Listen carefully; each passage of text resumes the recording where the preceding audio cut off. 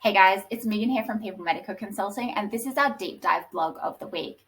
So, our topic this week is about hospital doctors moving across into general practice. And this is one of my favorite topics because we as a company do support so many doctors that are coming out of the hospital and wanting to pursue their GP fellowship. So the first thing that I want to talk about is the fact that in the most part, and I'm not going to speak globally because there's definitely GP roles that will offer you a role as an employee, but in the most part, the offer that you'll be getting is as a contractor. And there are a few key changes that you need to be aware of. So the first thing is your earning potential. So working in the hospital system, you're actually earning a salary. So you know what you're going to get every single week, taking time out for your overtime and things like that, of course.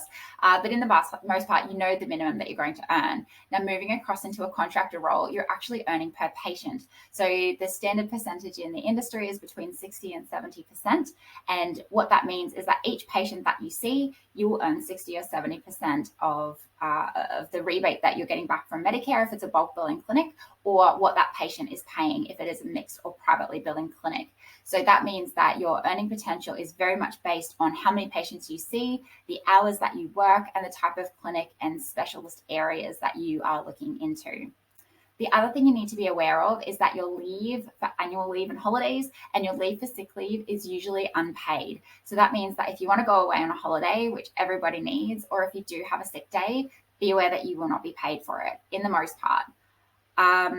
Other things that you need to be aware of is your indemnity insurance. So your indemnity insurer or your indemnity insurance for the hospital system as opposed to general practice can be very different.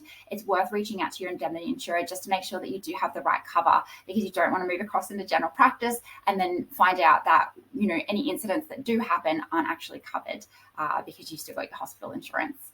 Now, the last thing I want to make a note of is the level of support. So in the hospital system, there's obviously people around you constantly checking up on you and checking up on your work. Whereas when you're in a general practice, you are sitting in that consulting room on your own. And in the most part, that's your decision that that patient is going away on. So make sure that the practice that you're moving into has a fantastic mentor on site for you, or even a supervisor that is happy to help you and sit with you and make sure that you understand the MBS and the type of patients that you're going to be seeing. You want to make sure that you've got a really strong support network because you need to feel safe when you're practicing.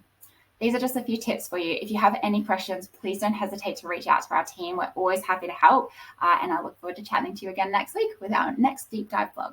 Have a great one.